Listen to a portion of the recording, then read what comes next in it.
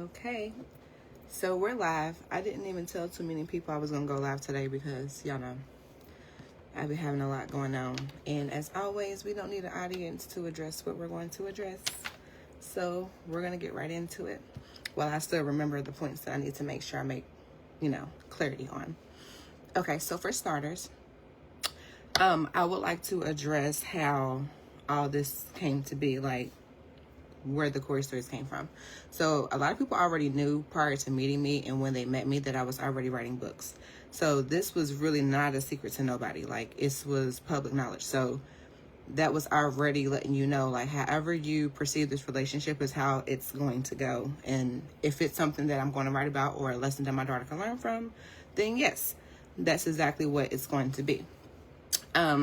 Another thing is, a reason why I waited so long to even come public about a lot of things is because I was actually trying to give people time to get it together. Like, I really wanted people to see, like, that the stuff that you're doing and the stuff that you're allowing is not okay. And if you did some foul stuff, then either apologize for it or don't be mad when I write about it, because what you did is what happened. I'm not going to lie about it, and I'm really not going to sugarcoat it, which is another reason it's been taking me a little bit longer to write my books, because when I was like talking to my mom at the time, basically it was me trying to make sure I wasn't like per se hurting her feelings.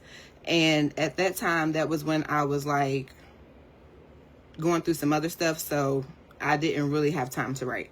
So as I waited from 2017 until now, there was a lot of people that I had told what was going on. One of them being my daddy's sister, another one being my sister, and then I had also told my sister, Ani's sister, and then she told her mom and all this little other things. So let's start back from the beginning. So basically at the beginning, my mom set her house on fire, and she had blamed me at 32 for what she did because she feels like had I not testified against her, she wouldn't have went to jail. And I don't understand how that's even true, because at the end of the day, the arson report was going to report the same thing that I said. So how would you not go to jail for something you clearly did? I was really trying to understand that, but I couldn't. And secondly, the reason she did what she did was because my granny was not such a good mom, and apparently she knew about all the stuff that was going on and was making situations way worse. So that's when my mom decided to try to kill my brothers and I and herself. So when you move past that, that's when, my mom went to prison. We went to trial, blah, blah, blah. I moved in with my aunt. She had the aneurysm, and then that's when I moved in with my granny. That's when my sperm donor, Corey, got back in touch with my granny, and he was requesting me to come pick me up.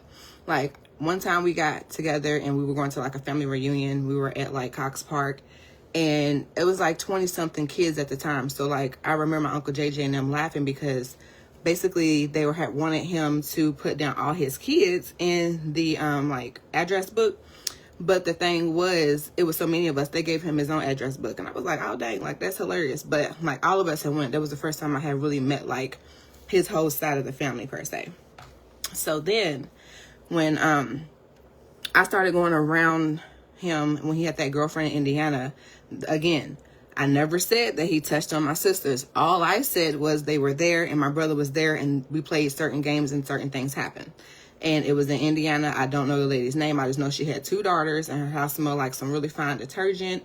And I would even go over her house like a lot more than I would go to any of his little girlfriend's house at the time. So I don't know where that story got spun that my sisters were touched on, just because I said, I don't know if you're looking for hair down there like them. All I said was, I don't know what made me assume that you had, like this is something that was normal. That was pretty much what I had said. So then we moved past that. And when I get to like middle schoolish, my granny, I kind of like let her know what was going on because I started peeing in the bed, and then I had the incident at the church with the Fords, and that's when I had basically like try to like ask my cousin like, hey, did your daddy ever do this to you? Is this normal? Because y'all a normal family, so I'm just trying to figure out if they're telling me something true or they're telling me something a lie. So turns out to be something a lie, but no adult really asked me what happened. They just was basically looking at my actions as like shunned upon because it was in the church kind of thing. So we just kind of like, they just moved past it. Nobody even asked me a question. But then when he went to jail for child support or whatever the case was, when I was in high school, well, middle school going into high school, in middle school, that was after I hung out with his little wife at the time, Natasha, and I would go see him because it was upon request. But when he got out, he requested me and my sister Ani, and that's when he stayed at the Days Inn Hotel off Cane Run. Like, we can go pull those records. And his baby mama Erica picked us up, and we went and got McDonald's. And I remember asking her, like, hey, or not Erica, Nikki, I'm sorry. Nikki picked us up, and I was like, hey, are we staying the night? She was like, no. And I was like, okay, cool. But then all of a sudden, we're staying the night. So again, I'm sleeping on the couch like this, where the bathroom is on the other side, and then you have the bed in the room that side, and then my sister's on that couch. And of course, he brings us a blanket, but I'm like, this ain't gonna be what the fuck it's gonna be. So that's when he decided he wants to try to fill my legs up, and we had just ate McDonald's. So what you're not about to do is try this shit again. So I decided to throw up on me and him, because the first time when I peed on myself, I mean, it was a little bit of dramatic, but it was the only thing I could think of to get myself out of the situation, because I wanted to go the fuck home. Wherever home was, it was where I was going to be, and it wasn't there. So I ended up throwing up on me and him, and he just basically chalked it up, trying to say I was sick, blah, blah, blah. But I'm like, how am I just all of a sudden sick, but I wasn't sick prior to being here? When I asked you, was we want to stay, Miss Nikki, you said no, but then all of a sudden we're staying, and I'm just trying to figure out why I couldn't go back home. But then again, I forgot that my granny knew and she didn't care, which is how she actually lost custody of us back in 2014, or not 2014, 2006, 2007, because I went to trial against her when I was 14, because that's when my ex-best friend Precious' mom at the time had reported my granny to CPS for abuse and neglect on us, and it turned out to be true. And my granddaddy was also getting abused, so it was the reason why he didn't speak up at the time, because she was beating his ass, like literally beating this man's ass. But she played this like cute little church front, so you know things want to just, it was just all a front. And then basically my granny knew, but she was still gonna like ship me to go live with him, because basically I had got kicked off every bus in the West End for fighting, because I was fighting everybody, and it was just like, at the end of the day, I ain't no punk. But what you're not about to do is either try to fight me or no do, and I'm not gonna fight you at school, so we can fight after school. But that day Precious couldn't go with me, so it's some other stuff that happened, but I still went to Precious' house, and I was on punishment. I was always on punishment. And everybody that knows I'm not lying, because my granny was a bitch. Like, if you even showed up to our house, she shot BB guns at kids. She hit you with a bat. Like, she was like the lady that was always sleeping. You better not disturb her and wake her up, because she was going through menopause. Like, someone said she reminded them of the granny off Don't Be a Menace. And that was the funniest shit I ever heard, because yes, that was the most accurate shit I ever heard. So when she tried to say she was going to ship me to him, that's when I decided I wasn't going to put up with this shit no more. And I told Precious' mom what was going on. And she called CPS on my granny. I went to the safe place for about like 2 weeks, a little less than a month or whatever. But that was the longest time of my life. And I met a few friends there, which is crazy, because I still am friends with people to this day that I met there because of this incident. So when we went to trial against my granny, I had basically explained to them that my granny's abusive. She's been doing these things to us. On top of that, she's doing them to my granddaddy. On top of, she knows that my daddy has this little thing for me, and she keeps sending me off to this man. And I could have, last time I checked, that was the whole reason why my mama set the house on fire, because you weren't there, or you didn't care about him underage having sex with her when she was 13. And that's why stuff went the way it went. But now all of a sudden, y'all all want to blame me, and I could have sworn all these problems is here before I even got on earth. So when all of this happened, I was just like, you know what? That's how my husband came into play, because I'm like, I really can't trust a lot of people. And he was one of the only people that had checked on me. And I was like, thank God for like somebody that actually didn't want nothing from me, not sex, not nothing, but just to see if I was okay. So yeah, so I ended up going to California my freshman year with the Forts, and that's when they had seen my dad, and of course he requested to come see me. And I was like, as long as y'all don't have me go off with this man, don't go nowhere with this man, don't leave me with this man, don't let me out your sight with this man, we all right, we don't have to worry about nothing. So that's what, you know, how it happened. And I got to be peacefully there. He came to see me, blah, blah, blah. She was like, oh, your daddy's nice, fine, blah, blah, blah. And I was like, yeah, that's what everybody say. Don't worry about it. He's not what you think. You'll find out sooner than later. So when I graduated high school, that's when he flew right out to my graduation. He was not invited. And that's when I also told my sister Keisha, like, hey, I just want to tell you something, because it's been bothering me, and I don't really like coming around, because I don't understand why this happened. And when I told her, she was living on 38th and Muhammad, and she turned around and looked at me in her little hair area, and she was like, yeah, I remember, because you peed in the bed that day. I'm like,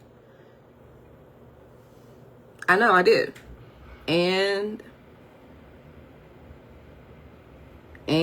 so I was looking for a response, and the response I got was very unsettling. So like a lot of people that knew me when I was going around them at the time was asking like why I wasn't coming around no more. And it's been unbeknownst to me that you, Keisha, done already told people that I don't like the response that you gave me when I told you what he was doing. So we just not talking. And I don't understand how that just went over everybody's head, because one, why are you out here telling my business? But now you mad that I'm telling my business, but you done already told everybody my business? Help me understand. Because you just really just nonchalantly telling people, yeah, she's mad at me because she told me our daddy molested her and she didn't like the response I gave her, but I remember it and I know she's not lying. So you're still parading this man around and you're still acting like what? I'm not understanding for the life of me. Like, let's role play. Like, had a sister told me, hey, sis, I want to tell you something that I ain't never told nobody, and you know, you can handle it how you want to handle it, but I just want to tell you something, I would have actually like listened to her. And for you to just act like it wasn't nothing is what bothered me. And it was like, I could never keep going around somebody that acts like me being hurt in a situation is something that is easily just overlooked. Like, who cares? You're one of many. And bitch, I care, because what you're not going to do is keep sitting out here walking around like you ain't did shit and then keep trying to shut me up about the shit that you claim you ain't do. You're going to have to pick a struggle. One or the other. Because everybody can't keep saying she ain't lying, but can't nobody sit here and say I am lying. Because the receipts speak for themselves.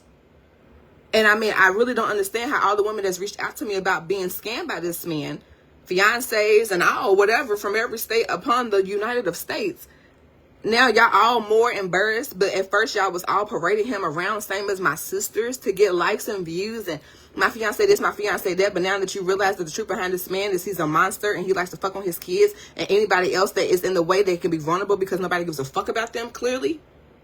And there's a lot of people that are scared to speak up that's not even siblings. It's insane.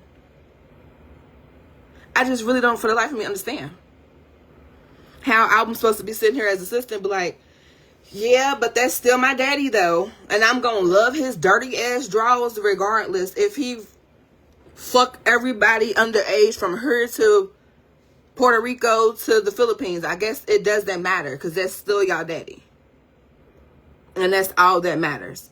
Because I waited for so long for y'all to, I guess, give a fuck. And you never did. You never will, and you never will. And I just really don't give a fuck to even try to even understand the disconnect. Because a lot of people has asked me, well, it usually says that people that have things happen to them are usually hypersexual. And no, it really just kind of made me desexualize. Like, I really have moments where I just don't want to be touched. Like, it's just so much trauma where it's just like, let me just be me. Just don't touch me. Let me be in my moment. And my husband understood that. Like, you don't always gotta have to want something from me. Like, it was like I had F me written on my forehead, and anybody else, anybody, female and male, could try it. Because, again, I also said my mother knew. I told her on the recorded call, and her response was, again, not very comforting. And I'm just not understanding how I told you something, you wasn't ready to put two between his eyes when I told you when you got out of jail, but you was too ready to go have another baby to act like life is sweet and try this again because you think God gave you a second chance to get it right and you're still fucking it up. Also, like when I told you your best friend's daughter was molesting me and you told me, oh, well, maybe she wasn't the right girl. Right girl? Ain't no right girl. I don't swing that way, sweetie.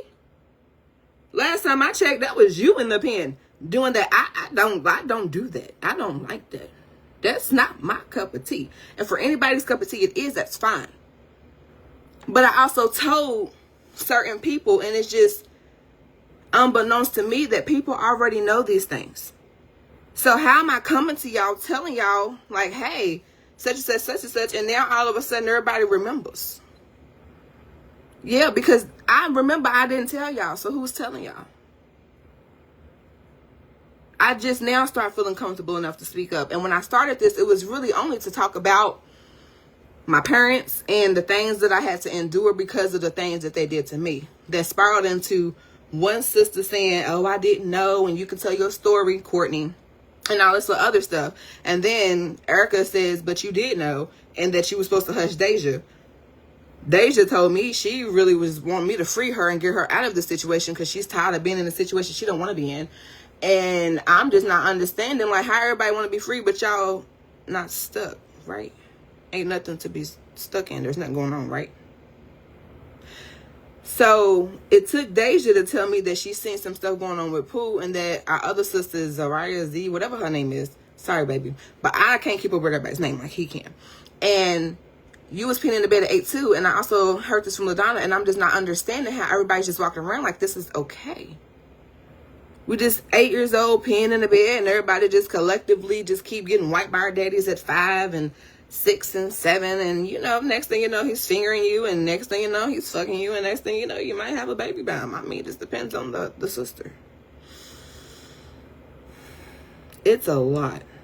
And I just really didn't expect for all of this to come out. Like, my books was really only about the shit my mama did, the stuff that I had to endure because of what she did, on top of what you did. And you done turned this into its own LLC at this point, like it's its own entity. Because not only was you molesting me, you was raping the sisters, impregnating the other sisters. The other ones was having abortions. And the ones that got the Cali experience, I used to want that Cali experience bad. Boy, I wore that Ed Hardy motherfucking hat till the damn E fell off the Hardy, okay? Wore it. It was the hat you gave me. Like, it's crazy to see how brainwashed I was, because anything that Keisha said went. So, like, when she told me Courtney didn't like me, ran with it.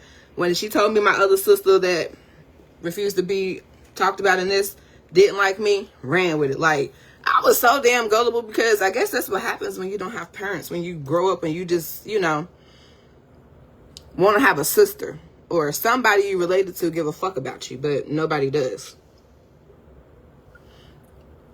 So I just really didn't understand how so many people know, but yet I'm the only one speaking out, and it had me thinking he had to have something on y'all, because you can't just sit here, walk around and know that your baby daddy, your man, your son, your brother, your friend, whatever he is to y'all, do these things and nobody has reported it. And y'all all been knowing. I've told so many adults, it's like I've lost count. And the only thing that gave me some sense of relief was actually going onto social media, this right here, and giving y'all the behind the scenes on why the fuck I choose to not be associated with them. And if y'all still choose to, may the odds never be in your favor, because baby, don't say I didn't warn you. When I tell certain people about things that's happened that I know, and they know of this person, they don't never say, oh, well, they couldn't do that. Oh, well, they didn't do that. Oh, no, that's not like them. Oh, that's not something that's believable. They ain't said nothing in the defense department. Zero. In the defense department. Nothing. And it's just mind blowing, because I could have never thought that this was what it was. You couldn't bet any paycheck I had on this being what it was. I couldn't even have made this up, because who the fuck got that much time in the world to be sitting here saying that y'all out here in a sex code? Not me. Not when I got a whole husband and a whole daughter and a whole business, and y'all keeping track, but don't want to sit here and say I'm miserable and ugly. And then he called me fat, so I went and bought me some Miss Piggy slippers, because, I mean, nigga, you ain't the first, but somebody love it. And you mad because you can never get it. Clock it. Hurt that feeling, didn't I?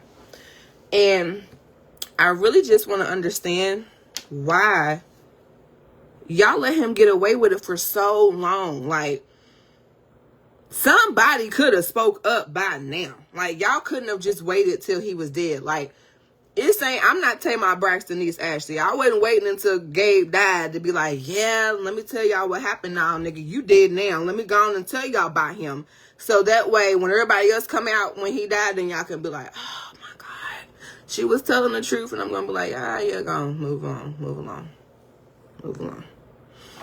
Because, like, at the end of the day, these are things that are going to be in my books. Like, I couldn't make this up. I couldn't have had a conversation with Erica and told myself to be silent. And for anybody that thought I was actually going to meet this woman, y'all quite clearly don't know me. With no way in hell I was going to have a sit down with her and talk to the same man that I don't even like men with beards anymore that have the little gray in it because of him. Because anything that reminds you of him is an instant turn off. But for everybody else, it's an instant turn on. And that just disgusts me because, you can look at somebody's eyes and tell that they're soulless. But I mean, anything to feel some type of form of love, people will take, I guess. And that could never be me. And I would never want that for my daughter. And if you really wanted to know, I was really writing the books for my daughter for her to understand why I don't talk to certain family, why certain things is the way it is, and why things went the way it went. And these are the only answers I can give you. So this is the only answer I can give me. Because at the end of the day, I don't have a problem with taking accountability for anything that I do. But apparently my parents do. And then y'all want to sit here and say I hate y'all and I'm doing too much. And y'all want to blame me for the shit y'all did. Explain to me how a 6-year-old ruined your life and caused you to set the house on fire, because I could have sworn that was David from the Ouija board, right? The Ouija board parties used to have in Southwick. See, people always want to underestimate me and act like my memory ain't what it is. I tell people my memory go back to when I was going to AA meetings with my granny at motherfucking Norton's when they had the little coffee cups and we was going up there doing AA there before they started dispersing it elsewhere. That's how far back my memory go. Because what you was never going to do and say, do some shit to me and then think I was going to let you slide and be like, oh, she's not going to remember this when she get older. Want to bet? Let's bet your paycheck on it. My memory ain't never gave not A1. You can remember that. Keep that noted. I just don't understand how y'all keep thinking I'm lying, but why so many people mad at me? So I'm just beefing with my sisters and they just magically back cool because of what?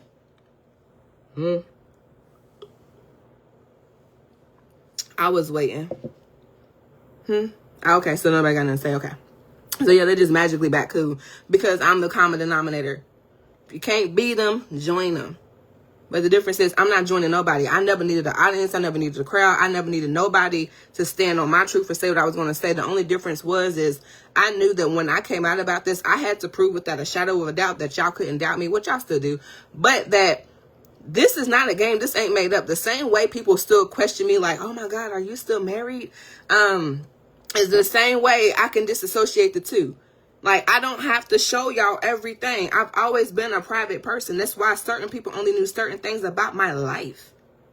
Because I've been a private person my entire life. Because why? Motherfuckers like y'all are nosy. And I couldn't imagine ever speaking out about this sooner than what I had. Or even told any friends that I didn't tell about this sooner. And think we'd be friends today. And I didn't have all this proof. Make it make sense. So everybody just wants me to shut up. Everybody told me to stay next to them so they could protect me. My granny told me she wouldn't leave me with myself with him no more. Like, what's all this for if ain't nothing to be done about? Like, I'm not understanding. If he ain't doing that, then what are we all taking these measures for to keep me safe from him? But y'all was mad because I was a so-called favorite at one point in time getting requested and I didn't ask for it. And in my little adolescent head, I thought it was a phase because why? I didn't know no better until I got older. And when I started realizing that certain people around me don't mean me no well. Even if that's a parent. Because even my godmama, Moshade, a.k.a. Monique, also told me that I'm the reason why I don't have a relationship with my mama. But last time I checked, the only reason you have a relationship with my mama is because your mama protected you from seeing the fucked up shit my mama did to me. So you never even experienced that side of her. That's why she loved you more than her kids, because she feel like you won't judge her for the fucked up shit she did. And honestly, I don't know why you not acknowledging it. Why she don't acknowledge it. Bitch, why is my little brother a password? Do you go to the gravesite? I know you ain't cleaning his gravesite off. Want to talk about it? No, you don't. You never do. You want to keep playing good mama to my little brother, the one that you gave me guilt trips and guilt gifts for, because that was the only way to make yourself feel better. But then you bragging about who can send their daughter to the Bahamas when they got out of jail. You, bitch, you ain't got no credit, you ain't got no debt, you ain't got nothing. Of course you can't. And I just lost custody of my brother because of you. So somebody's going to have to do something to take care of my mental health. Like, let's be for real.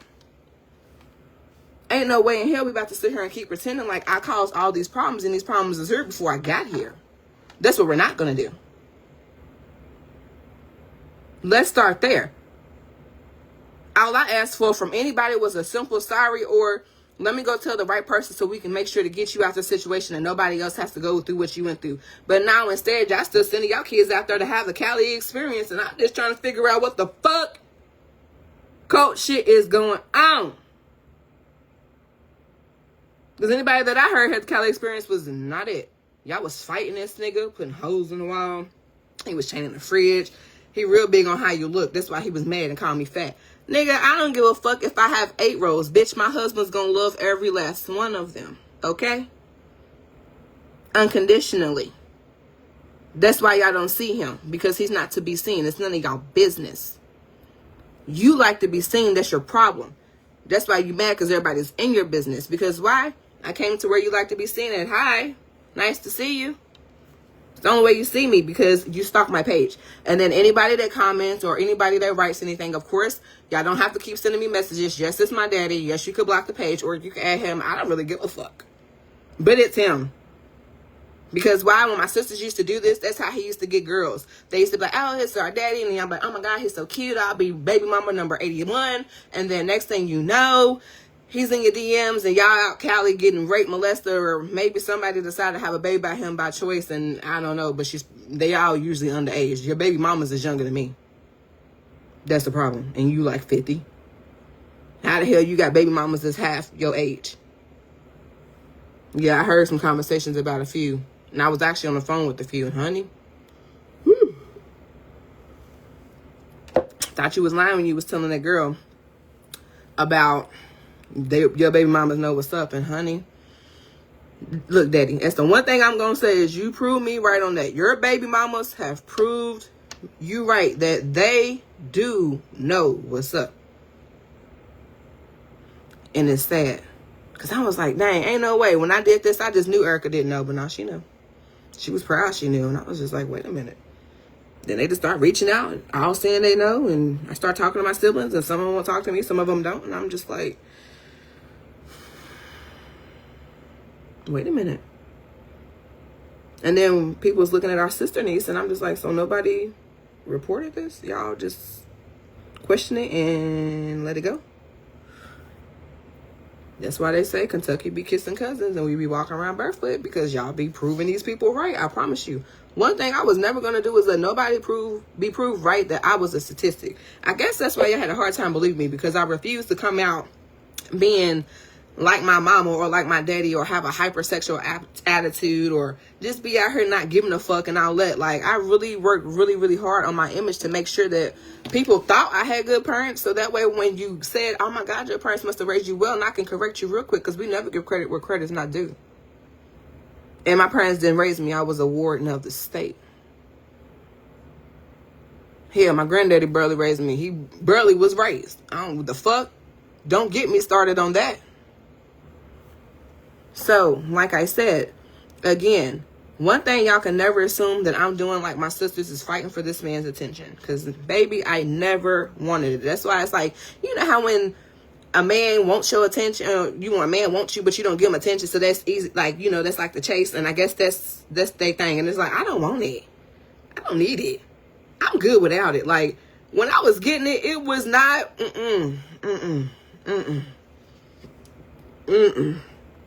I don't want that. Y'all can have it. Y'all can keep fighting for his attention. Y'all can keep fighting for his affection. Y'all can fight for his love. Y'all can fight until the day he dies. I don't give a fuck. It's a free-for-all. I don't want nothing from this man. Not no hush money.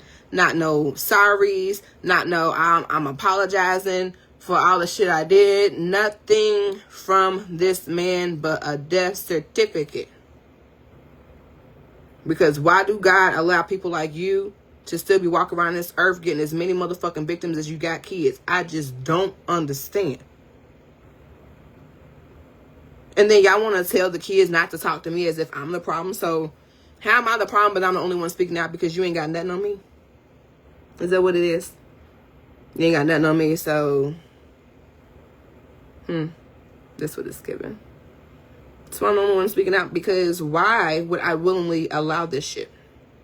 Why would I sit here and be around a man that I know did some shit to my sisters and allow my nieces and nephews around him? Never. Never.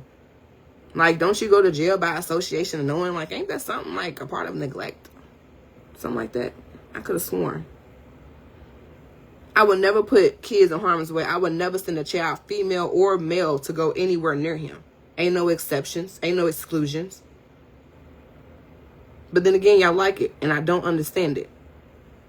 And my whole point is, Courtney, if you would have answered the phone when I text you that day when I was like, hey, can we talk? Because I wanted to clear up why I thought Erica kept trying to throw you under the bus and you kept blowing me to the left. You wouldn't even been on my page acting an ass, embarrassing yourself. Talking about you gonna slap me. You must have thought I was Keisha. As pretty as she is, her soul is rotten. She is her daddy's child through and through. Y'all all are. And I could never. Nope, never. Not nothing I could ever do. Never allow, never be okay with, never accept, never give a pass for. So a lot of shit that was done to me that it took me to, I got older to realize, oh, that was not supposed to happen. These things are not supposed to be this way, but yet somehow that's how everything comes to be. And then I sit here and wonder why life is the way it is, and it's because y'all allow the shit that y'all allow, and then you want to get mad when somebody speaks out about it or saying somebody wants attention. This could have never been for attention, love. Never. Like, there's no amount of attention in the world that this is going to give me that's going to help me understand why the fuck it was done to me. There is no amount of attention in the world that's going to even explain any of it. So, at the end of the day, when y'all get answers, y'all help me understand. But I'm not about to sit here and keep going back and forth with nobody. At the end of the day, the shit was foul. The shit that's going on is foul. And everybody that knows about it, to me, it's a problem. Because how am I telling y'all and everybody already knows? How am I telling everybody and everybody been knowing? Make it make sense. So again, I don't have time for it. I just really don't got time to keep trying to go back and forth with this stupidity. Unless y'all gonna take accountability and then kiss my ass. So once again, thank y'all for tuning into the Corey Stories, giving me the little bit of attention I deserve, because apparently I'm doing this for attention and that's all I can do it for. Have a blessed day.